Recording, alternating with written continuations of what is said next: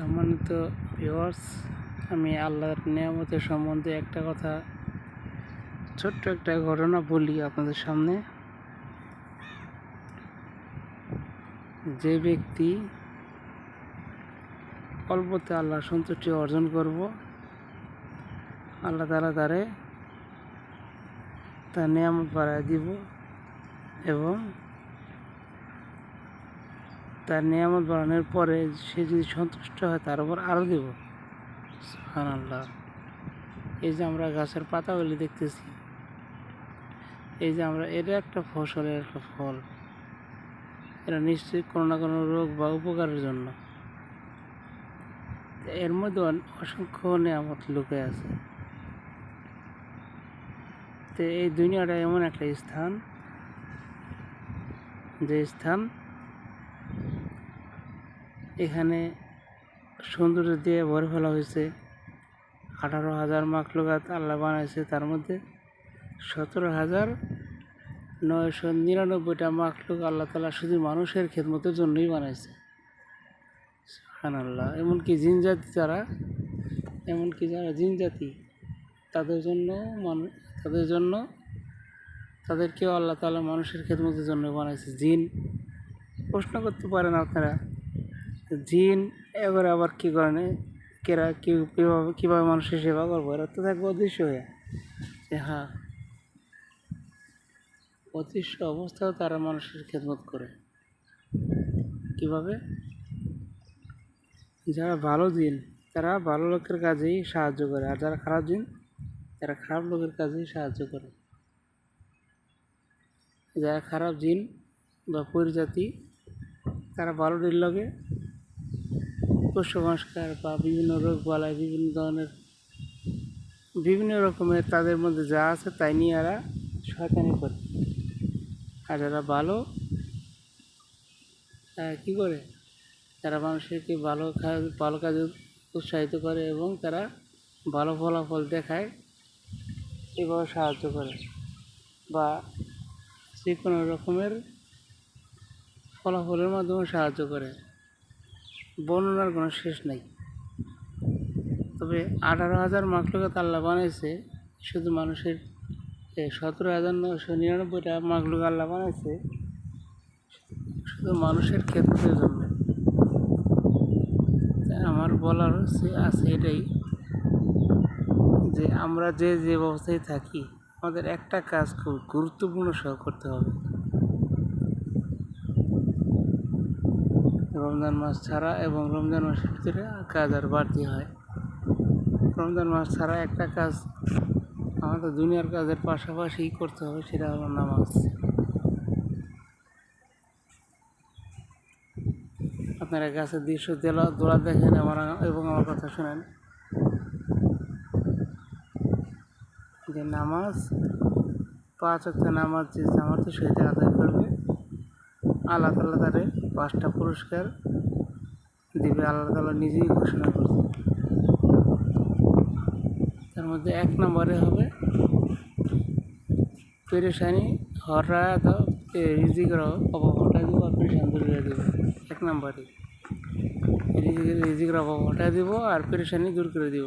সুবহানাল্লাহ। 2 নম্বরে কবরের আযাব থেকে মুক্তি পাবে।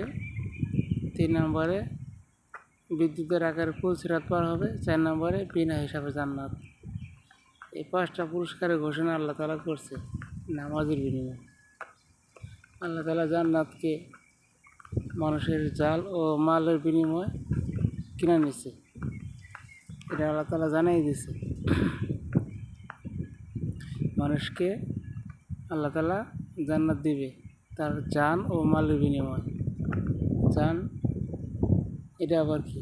জান হলো তার পারিশ্রমিক, জান হলো তার রুহু, তার জিন্দেগি, তার কষ্ট, এই সমস্তের বিনিময়ে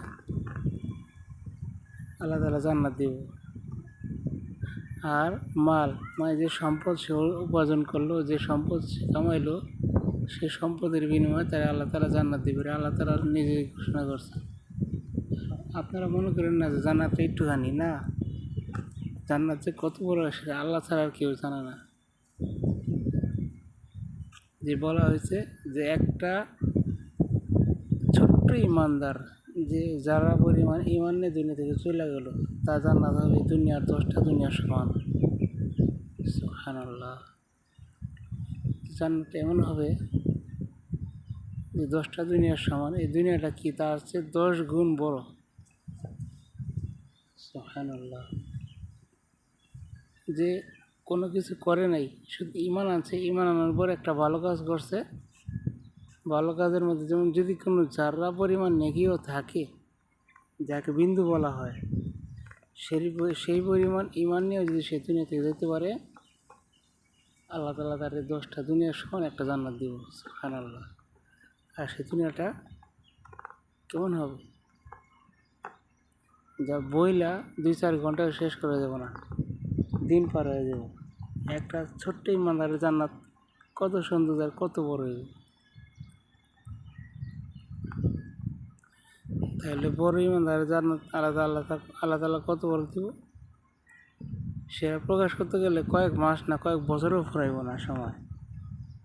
কয়েক বছরও ফুরাই যাবে, কিন্তু বর্ণনা শেষ হইব না। জান্নাত শুরু হইব আর শেষ হইব না।